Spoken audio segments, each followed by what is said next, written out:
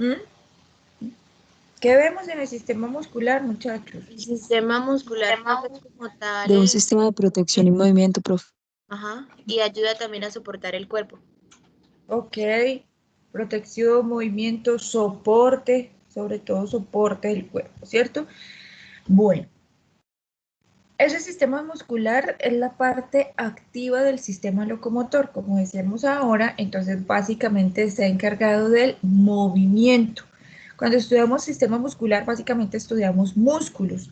Esos músculos son formaciones anatómicas que tienen una gran capacidad o una gran función de contracción. ¿Qué será esa de contracción? Es cuando se disminuye la longitud por influencia de una excitación. Los músculos tienen una relación muy estrecha con los centros nerviosos, es decir, con el sistema nervioso, y se unen al sistema esquelético por medio de tendones de tejido conjuntivo que se insertan en los huesos. Entonces, el sistema muscular no es un sistema que actúa solo, actúa directamente relacionado con el sistema nervioso para todo lo que tiene que ver con contracción, estimulación, ya vamos a ver ahora cómo se da eso, y también actúa muy unido al sistema esquelético. Esa unión específica se da por medio de tendones, es decir, por medio de tejido conjuntivo que permiten el movimiento. Los centros nerviosos envían impulsos que excitan el músculo y hacen que se contraiga, que se dé esa contracción. Al producirse esa contracción, el músculo va a provocar un movimiento en los huesos. Entonces son tres sistemas que están estrechamente relacionados. El sistema nervioso con todo el envío de los impulsos, la excitación como tal del músculo, la contracción del mismo, y esto va a provocar un movimiento en los huesos. Este movimiento también da lugar al movimiento de la parte corporal correspondiente. Por eso, digamos que los sistemas en nuestro cuerpo, si bien son un sistema completo, son específicos al sitio del cuerpo en donde se encuentra. Las características fisiológicas del músculo se relacionan con la capacidad de producir ese movimiento, específicamente de las partes óseas, entre las cuales se encuentra situado. Por toda esta capacidad de movimiento que tienen los huesos, los músculos, perdón, junto con los huesos, se presentan algunas funciones de esos músculos. Dentro de ellas tenemos la excitabilidad. Es, digamos que la primera función que tienen los músculos es la capacidad de reaccionar frente a un estímulo. En tejido muscular, esta es una de las funciones que está muy desarrollada. Esa excitabilidad proviene específicamente de las fibras nerviosas motoras. En esas fibras, entonces, específicamente en las neuronas, allí están localizados los centros nerviosos voluntarios del sistema nervioso central, tanto encéfalo como médula espinal. El cerebro entonces controla la contracción que es voluntaria y la médula espinal controla los reflejos involuntarios. El estímulo en esta excitabilidad es de naturaleza química y es la acetilcolina, que es un neurotransmisor. Esa acetilcolina se libera por la terminación nerviosa motora y se da la respuesta de la fibra muscular. ¿Cuál es esa respuesta? La producción y la propagación a lo largo de toda la membrana celular de las células musculares de una corriente eléctrica que se conoce como potencial de acción, que va a causar, que va a originar esa contracción muscular.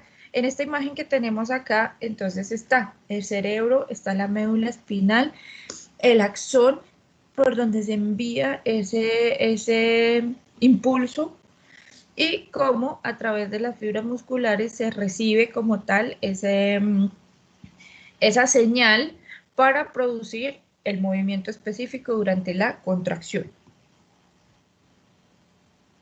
Otra función muy Profe, importante, ¿sí?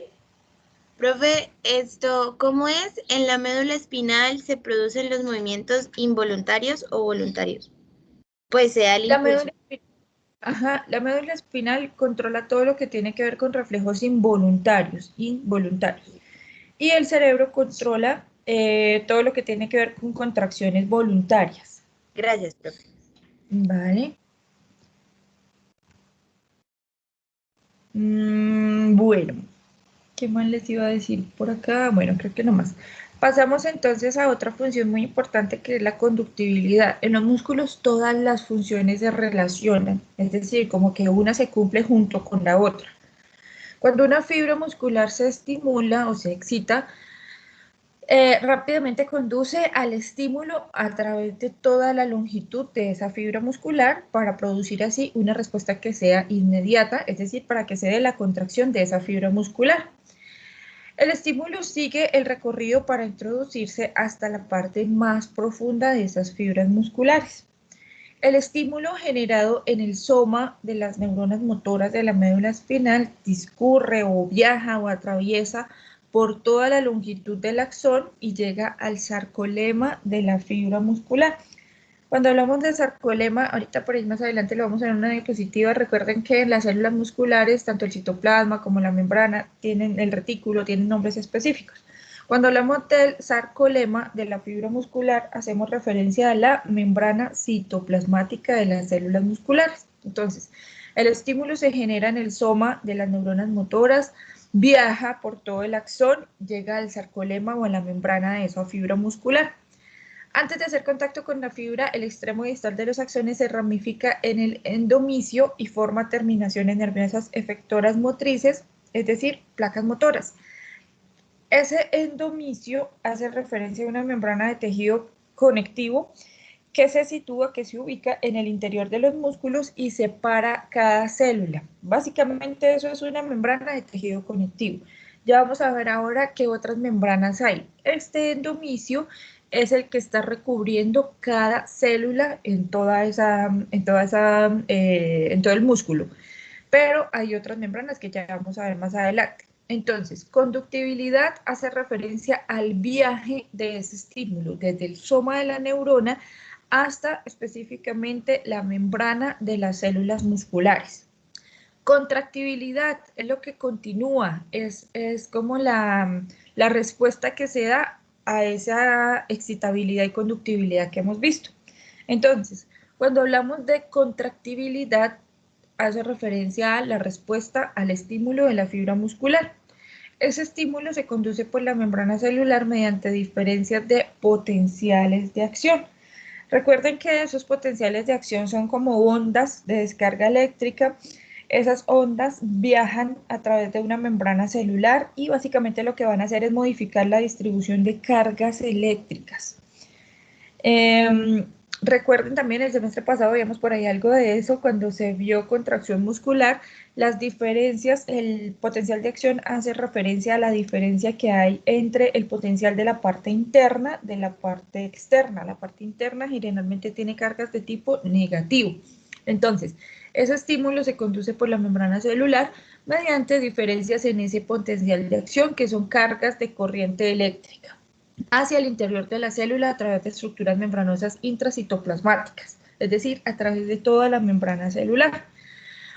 Por el estímulo eléctrico que se recibe a partir del sistema nervioso, que viajó ya todo ese estímulo, toda esa señal, esas estructuras van liberando iones de calcio que se van uniendo a las moléculas de troponina con las que tienen una gran afinidad. Recordemos también, y esto lo vimos el año pasado, esa troponina es la proteína globular que está presente en el sarcoplasma, es decir, en el citoplasma de las células musculares, específicamente estriadas, y permite que se produzca la contracción muscular. Básicamente lo que hace la troponina es que va a desplazar a la tropomiosina para dejar como lugares libres para la unión de la actina. Y eso es lo que hace esta troponina y eso es lo que causa la contractibilidad.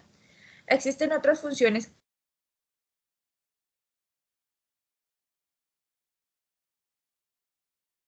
que se realizan en el músculo. Entre ellas tenemos elasticidad, extensibilidad y plasticidad, las cuales también están muy relacionadas y parece que fueran como lo mismo. Cuando hablamos de elasticidad, es una propiedad totalmente física del músculo. ¿Por qué? Porque no se va a cambiar la propiedad como tal del músculo, simplemente se cambia en un momento y vuelve a su estado original. Es la capacidad que tienen esas fibras musculares para acortarse y recuperar su longitud de descanso después de un estiramiento. Desempeña el papel también de amortiguador cuando se producen variaciones bruscas en la contracción. Entonces, esa elasticidad es lo que permite que las células musculares no se deformen y que siempre se vuelva a su estado, digamos que de descanso. Extensibilidad, todo lo que tiene que ver con estiramiento. Si bien las fibras musculares cuando se contraen se acortan, cuando se relajan pueden estirarse mucho más allá de la longitud de descanso. Y eso tiene que ver con la extensibilidad de los músculos. Otra función es la plasticidad. Se relaciona con esa propiedad que tiene el músculo para modificar la estructura en función del trabajo que esté realizando.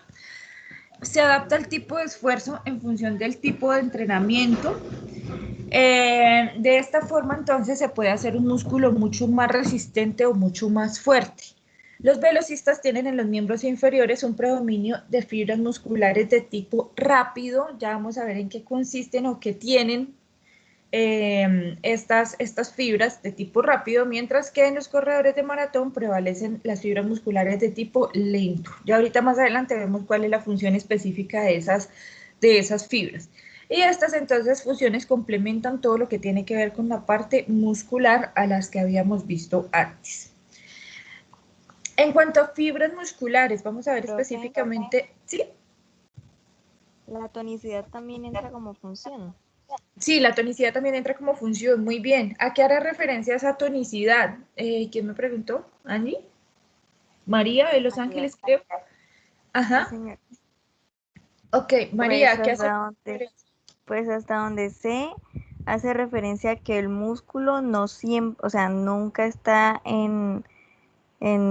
relajado del todo, sino que siempre tiene como un grado de contracción, por muy mínimo que sea, y pues eso es lo que le permite, por ejemplo, nos permite pues mantenernos de pie o mantener la forma del cuerpo. O sea, los músculos nunca van a estar relajados del todo, sino que siempre van a tener como cierto grado de contracción. Ajá. ¿Sí? Muy bien. Sí, perfecto. Tonicidad muscular hace referencia también al tono, o sea, digamos que es lo mismo que decir tono muscular. Y es un estado permanente de contracción que no es, digamos, una contracción como muy fuerte, como muy ruda, sino es una contracción como más pasiva y continua, sobre todo continua del músculo. Como dice María, muy bien, el músculo nunca está sin contracción. El músculo siempre tiene una contracción y esa contracción pasiva o digamos que como una contracción muy suave que experimenta el músculo es el tono muscular y esa funciona en la tonicidad. En algunos síndromes, no sé si hayan escuchado por ahí, se habla de pérdida del tono muscular o de esa tonicidad. Y es lo que permite que ciertas personas con ciertos, digamos que problemas de salud precisamente por estos síndromes no se puedan mantener de pie, no hay como tal una postura corporal. Así estemos, digamos que no realizando ninguna actividad física, el cuerpo necesita una postura, ¿cierto? Y eso lo hace la tonicidad de los músculos. Muy bien, María. Bueno, en cuanto a fibras musculares, entonces vamos a mirar ahora sí eso que les decía ahora, que en estas células musculares cambia un poco el nombre de algunas estructuras. Tradicionalmente se utilizan unos términos para describir esos componentes celulares en las fibras musculares. Cuando hablamos de sarcolema, hacemos referencia a la membrana celular. El sarcoplasma es el citoplasma. El retículo sarcoplásmico es el retículo endoplásmico o endoplasmático liso. Para las mitocondrias utilizamos el término sarcosomas y sarcómero para definir a la unidad morfológica y funcional de la fibra muscular estriada. Cuando hablamos de esa unidad morfológica y funcional de la fibra muscular, que es ese sarcómero, hacemos referencia a esto que está acá en la imagen. Recuerden que esto se vio el año pasado, el semestre pasado, cuando hablábamos de la contracción muscular, todas las proteínas que están allí involucradas, actina, miosina, troponina, tropomiosina, y ese sarcómero hace referencia entonces a las bandas y a las líneas. Aquí tenemos las bandas A, por ejemplo, la banda central, la línea Z, y todo esa, digamos que todas esas estructuras cuando se presenta la contracción de una fibra muscular. En los animales vertebrados existen 3 tipos de fibras musculares que se diferencian entre ellas por características estructurales y funcionales. Esas 3 son las fibras del tejido muscular esquelético, liso y cardíaco. Ya vamos a ver esa clasificación y vemos cada uno de esos tipos de tejido muscular. El tejido muscular de manera general es responsable, como ya le dijimos, del movimiento de los organismos y también de los órganos. Está formado por células que se llaman miocitos o también se conocen como fibras musculares con capacidad de contracción. Los miocitos se suelen disponer generalmente en paralelo y forman láminas.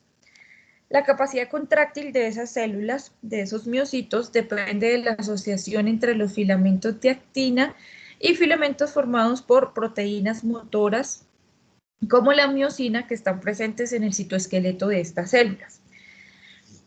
Bueno, ahora sí vamos a empezar a hablar ya como de la división del tejido muscular esquelético, liso y cardíaco. Acá tenemos entonces esas 3, digamos que variaciones en este tejido muscular. Las células del músculo esquelético son muy largas y estriadas, presentan bandas perpendiculares al eje longitudinal celular cuando se observan al microscopio, de ahí que también se les llame músculo esquelético estriado. Estas que están acá y están encargadas de todo lo que es control voluntario. Las células del músculo cardíaco también se llaman cardiomiocitos, son más cortas, son ramificadas y poseen también estrías, digamos que un poco similares al tejido muscular esquelético. Y tenemos las células musculares lisas o el tejido muscular liso, son más fusiformes, sin bandas transversales y por eso reciben el nombre de músculo liso. Vamos a ver cada una de estas clasificaciones con todas sus características como muy específicas. Entonces, cuando hablamos de músculo esquelético, este músculo también se denomina músculo voluntario. ¿Por qué voluntario? Porque es capaz de producir movimientos de tipo voluntario. Está inervado por fibras nerviosas que parten del sistema nervioso central. Generalmente este músculo esquelético se conecta a los huesos directamente o a través de los tendones, a excepción de algunos músculos, específicamente los del ojo, los de la parte superior del esófago y la lengua. Ya vamos a ver ahorita entonces cómo se da esa conexión, que no es por tendones. Las células que componen este tejido muscular son estriadas, esqueléticas, también se llaman fibras musculares o miocitos como vimos antes, junto con tejido conectivo y vasos sanguíneos. Esas células se asocian entre sí y forman algo que se conoce como, una estructura que se conoce como fascículos musculares. Esos fascículos que son la unión entonces de varias células musculares o miocitos, tal cual como lo estamos viendo acá. Entonces tenemos que un fascículo es esto que digamos que agrandamos un poco acá y vemos la reunión de varios miocitos. Cada partecita de estas que estamos viendo ahí es entonces un miocito y ya hablamos de fascículo muscular a la reunión de esas células. Esos fascículos a su vez se unen para formar el músculo esquelético como tal, este es todo que tenemos acá que es responsable del movimiento. Las células están rodeadas por una lámina basal. Esa lámina basal es una matriz extracelular y por fibras reticulares y colágenas. Esas fibras reticulares son fibras formadas específicamente por colágeno, que forman el endomisio, que es la estructura que les hablaba antes. Endomisio, entonces, es esa membrana de tejido conectivo que está rodeando cada célula. Alrededor de cada célula, junto con la membrana celular, va a estar esa membrana, o sí, como una membrana de tejido conectivo. A su vez, cada fascículo muscular, es decir, cada grupo o conjunto de esas células, también está rodeado por otra capa de tejido conectivo denso, denominado perimicio. Entonces, endomisio, esa membrana de tejido conectivo que cubre cada célula, y perimicio, capa de tejido conectivo que va a cubrir el fascículo como tal.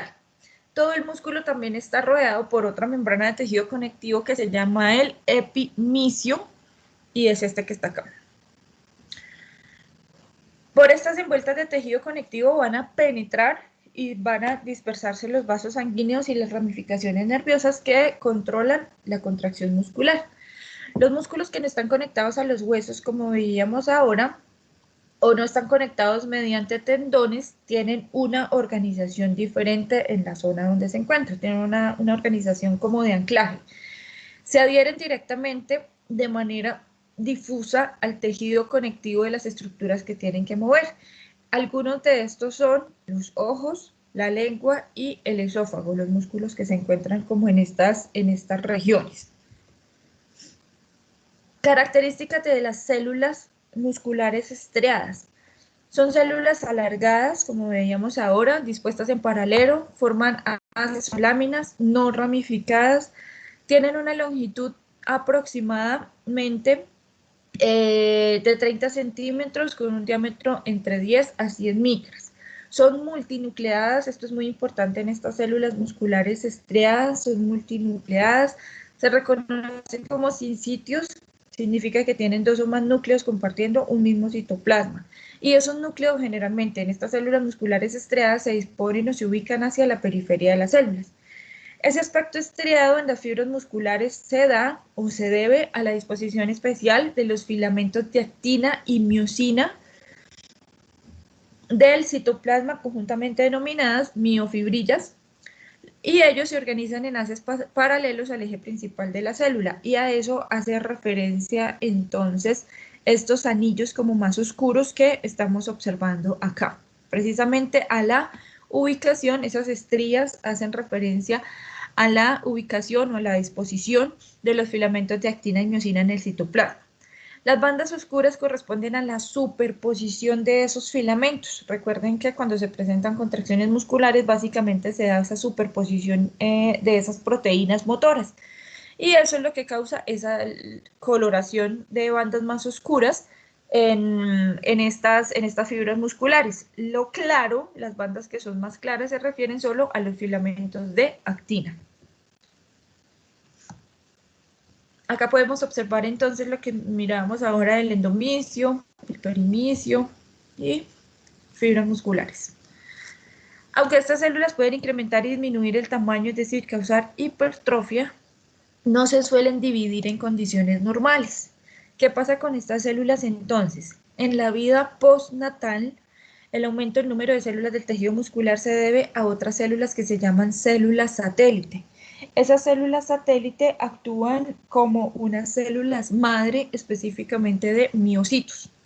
Estas células son mononucleadas, asociadas a las células musculares estriadas y se localizan entre su membrana celular y la lámina basal. Actúan como, lo que les decía, células madre que tienen la capacidad de producir nuevas células estriadas maduras con capacidad de contracción. Las células musculares están gobernadas por motoneuronas que se localizan en el encéfalo o en la médula espinal. Cada una de esas motoneuronas es capaz de inervar varias células musculares, esto para causar específicamente la contracción muscular. Así se presenta una unidad motora. Cuando hablamos de unidad motora se hace referencia al conjunto de células musculares que se inervan por un mismo axón. Las unidades motoras pueden ser grandes, aproximadamente más de 100 células que van a estar inervadas por un mismo axón, o pequeñas con varias decenas de células, dependiendo de la precisión que se necesite para el músculo, dependiendo también del movimiento que se esté realizando en este músculo. Cuando hay más precisión significa que hay unidades motoras mucho más pequeñas. No todas las células musculares son iguales. Existen unas denominadas de contracción lenta y otras de contracción rápida, como les explicaba antes, que les dije que íbamos a ver más adelante esto de contracción rápida y contracción lenta. Las primeras, es decir, las de contracción lenta, son más pequeñas, más oscuras, porque tienen una mayor concentración de mioglobina y poseen más mitocondrias. Mientras que las segundas, es decir, las de contracción rápida, se caracterizan por ser de mayor tamaño, son más claras y poseen menos mitocondrias. Esta estructura que presentan es debido a la función que van a cumplir. La actividad de cada tipo de esas células musculares, tanto lentas, de contracción lenta, como de contracción rápida, Depende específicamente de las necesidades motoras, de las necesidades de movimiento que hayan.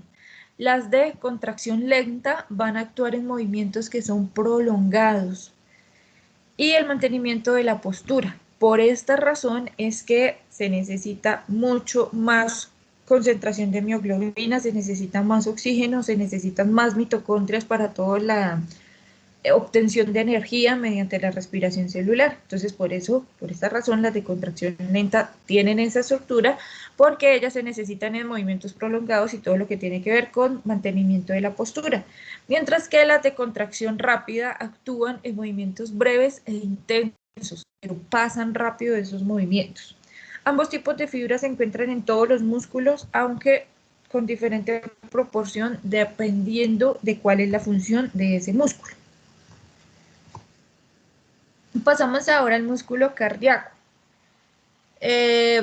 Tal cual como su nombre lo dice, el músculo cardíaco o miocardio forma las paredes del corazón.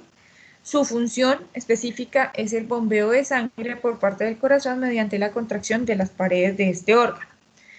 El músculo cardíaco está formado por cardiomiocitos, así se conocen como tal estas células. Estas células musculares son mononucleadas, a diferencia de las anteriores, con el núcleo en posición central, mucho más cortas, 80 micras, más anchas, 15 micras aproximadamente, que las células musculares esqueléticas que vimos ahora, y son ramificadas. Presentan estrías transversales, digamos que son muy similares en la formación de estas estrías a las células musculares esqueléticas. Presentan bandas oscuras que van a corresponder a la superposición de los filamentos de actina y miosina del citoesqueleto, y bandas claras que corresponden a los filamentos de actina. A la membrana plasmática de las células musculares estriadas se le llama sarcolema. En mamíferos, esta se invagina para formar unos túbulos transversales con diámetros aproximadamente de entre 5 y 20 nanómetros. Esos cardiomocitos se unen entre sí por discos intercalares que aparecen como bandas oscuras en las preparaciones histológicas y que son complejos de unión donde se pueden encontrar desmosomas y uniones adherentes. Recordemos esto entonces. Esos cardiomiocitos se unen entre sí por esos discos intercalares. Básicamente esos discos intercalares, que son estos que estamos viendo acá, son uniones celulares. Recuerden, porque esto también lo vimos el semestre pasado, tiene que ver con uniones celulares, tanto desmosomas como adherentes. ¿Qué tipos de uniones son esas uniones celulares? ¿Qué unen? Tanto los desmosomas como las uniones adherentes.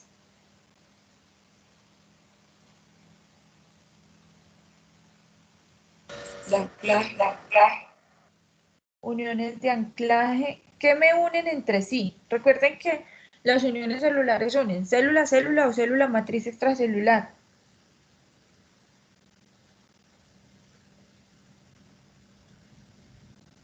Profe, son célula-célula.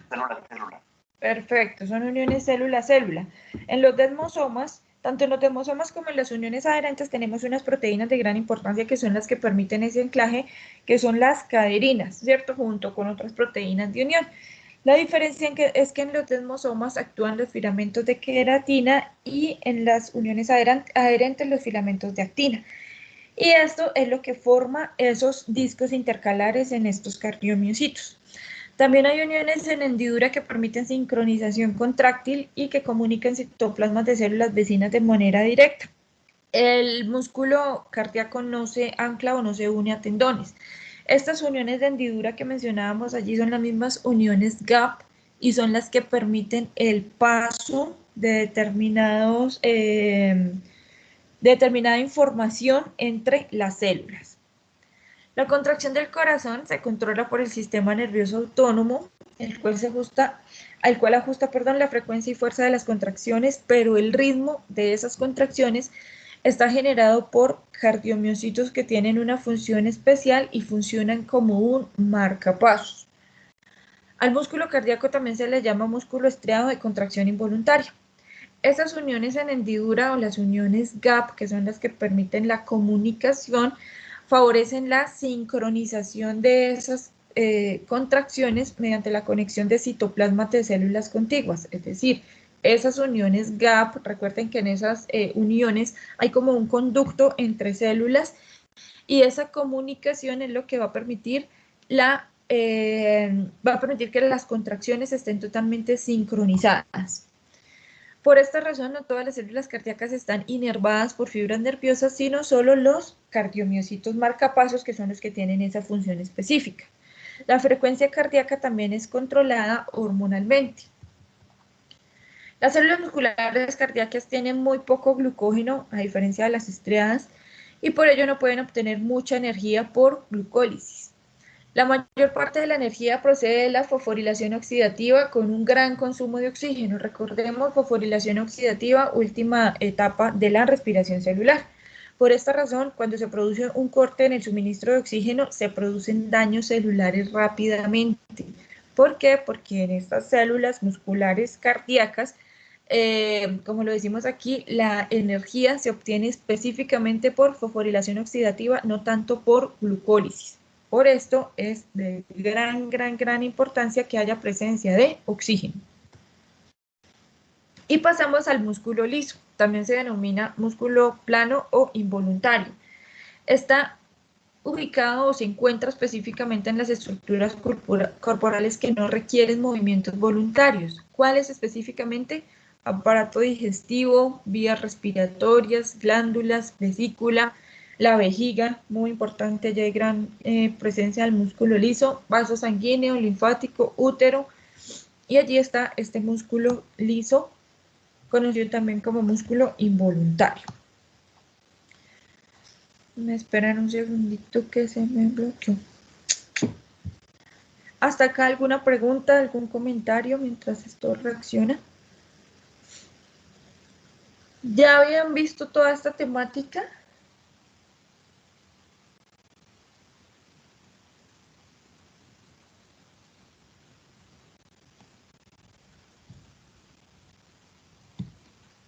¿Ya habían visto esta temática en teoría o en práctica? ¿En histología de pronto también? No, profe, así de específico no. Ok, bueno. Estas células musculares lisas tienen una longitud que varía entre 20 y 500 micras, el diámetro está entre 8 y 10 micras, aunque, por ejemplo, en el miometrio uterino, en el útero o el músculo liso que encontramos allí en el útero, pueden llegar a medir 800 micras de longitud. Son células largas, son células fusiformes como en forma de huso, largas, redondeadas, presentan en algunas ocasiones extremos ramificados, tienen un núcleo, ese núcleo es mucho más elongado y está localizado en posición central. En los polos de las células hay zonas de citoplasma en donde se van a ubicar la mayoría de organelos y contienen pocos filamentos de citoesqueleto. El resto del citoplasma tiene un aspecto muy homogéneo y allí es donde se localiza el aparato contráctil que, contrario al músculo esquelético o al cardíaco que ya vimos, no se organiza en estructuras regulares o en estrías así visibles. Por eso el músculo liso al microscopio se observa más o menos, me deja mover, cómo se ve ahí en esa imagen. El nombre de músculo liso se debe específicamente a que carece de esas estrías en el citoplasma. Todas las células musculares lisas están rodeadas por una capa de matriz extracelular, que es la lámina basal, ya sabemos que es la lámina basal, que deja algunos espacios que permiten a las células que están ahí como al lado, contiguas, formar uniones de hendidura. Es decir, uniones de tipo gap o de comunicación. Ay, esto está súper pegado.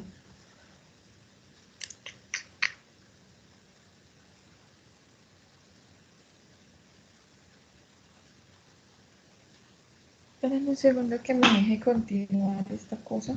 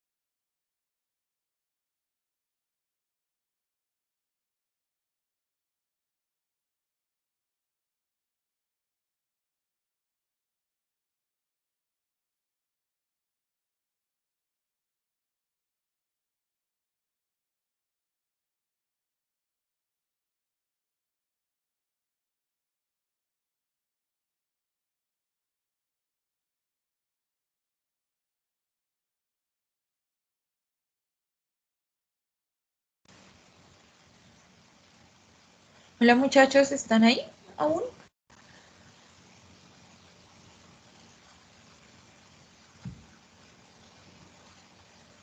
Hola. La profe aquí. Ay, gracias. No, muchachos, estos temas no sé, no entiendo. Supongo que se relaciona con lo que decía Angie, porque sale actualizando y hasta que llega a 100 y bueno, y Y empieza y bueno, profe, no sé. imagínese que el mío duró casi una semana así, o sea, y se reiniciaba y bueno, normal, un reinicio normal. Pero hubo un Ujú. día que me duró casi 6 horas y ahí y no pasaba de 28 y se quedaba en 28 y se quedaba en 28 y no pasaba de ahí, duró ahí como 2 horas. Y ya después se me reinició, pero pues esa fue la última vez. O sea, no sé, es que como que va a cambiar el programa, una cosa sí entendí ahí en lo que dicen cuando va a actualizar, en lo que le explican Ajá. va a cambiar. Entonces, según entendí, parece que va a cambiar, o sea, todo, como todo el sistema como tal, pero No, tenaz. Sí, porque se reinició solo y yo estaba ahí, se bloqueó y ¡pum! Y así ha estado hoy, pero bueno. Tratemos de terminar. ¿Me cuentan si están viendo las diapositivas en este momento? sí, señora. Vale, gracias. Bueno, entonces vamos en el músculo liso, ya hablamos de las características de las células. Este músculo liso se encuentra en regiones específicamente donde la organización de las células musculares es diversa y se adapta específicamente a la función que desempeñan estas células. Ellas pueden aparecer aisladas en el tejido conectivo, formando haces pequeños en la dermis, unidas a bulbos pilosos o formando capas concéntricas como en el aparato digestivo. Este tejido muscular liso aparece precisamente o en la mayoría de veces así, formando capas en el aparato digestivo, en el sistema respiratorio, eh, estas células cumplen un papel muy importante en los órganos huecos y es mantener las dimensiones frente a expansiones potencialmente dañinas, es decir, cuando se presentan inflamaciones de un órgano determinado, básicamente esta musculatura lisa tiene esa gran función de mantener las dimensiones de determinados órganos cuando se presentan esas expansiones o esas inflamaciones. ¿Cómo lo hacen? Mediante la contracción tónica y realizando contracciones del propio órgano, como sucede en el sistema digestivo con los movimientos peristálticos que se presentan durante todo el proceso de digestión de los alimentos o la regulación del flujo sanguíneo en el sistema cardiovascular. La contracción de las células musculares lisas se dispara por la acción del sistema nervioso autónomo.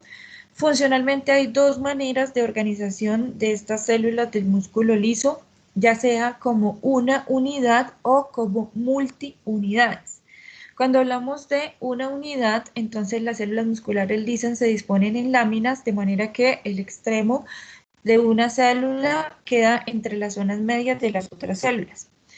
Entre las células existen uniones en hendidura. Recuerden que esas uniones en hendidura son uniones gap y permiten la inervación de unas pocas células, permiten que esta inervación de unas pocas células provoque la contracción en sincronía de todo el grupo que tenemos acá. Entonces, estas regiones que aparecen ahí como cafés son esas uniones en hendidura, uniones gap que permiten la comunicación entre esas células específicamente para ocasionar o para provocar una contracción sincrónica de todo ese grupo de células.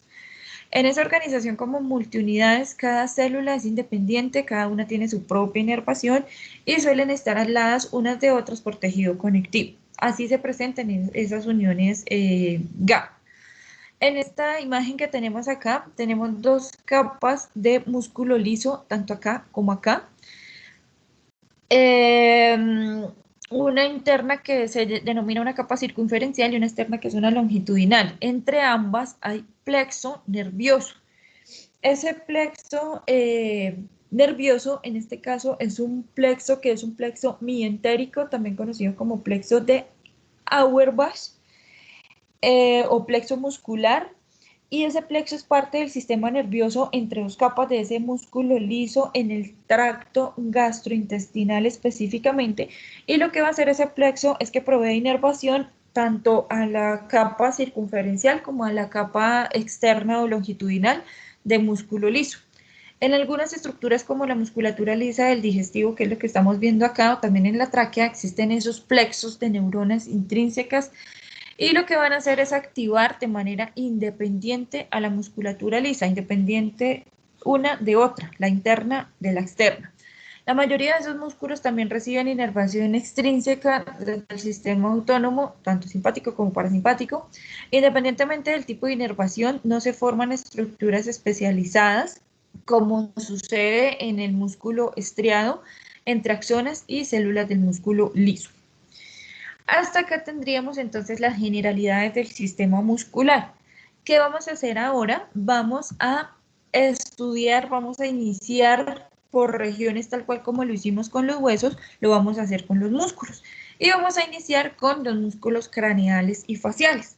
Para esto, entonces, les preparé la guía de clase que tienen ahí en Teams. En esa guía de clase, esto se volvió a bloquear. Ay. En esta guía de clase nos dice entonces que, ¿ya vieron la guía en Teams? ¿Sí la pudieron descargar? Sí, profe. Vale. Entonces, ahí les digo que ingresen al software Human Anatomy, específicamente a sistema muscular, en la parte izquierda donde están los sistemas.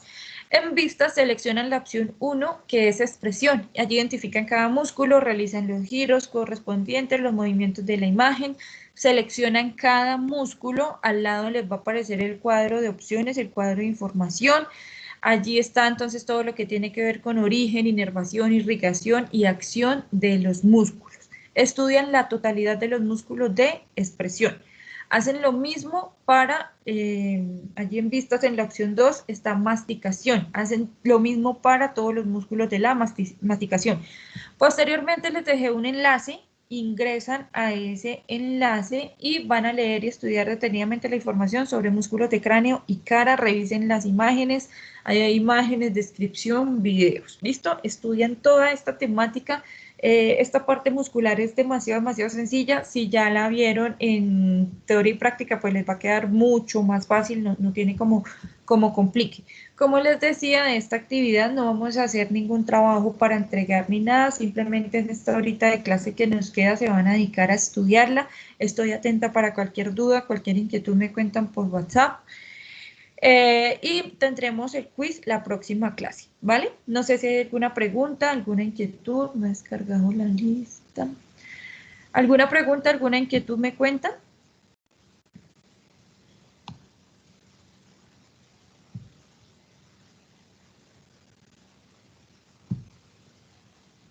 ¿Nada?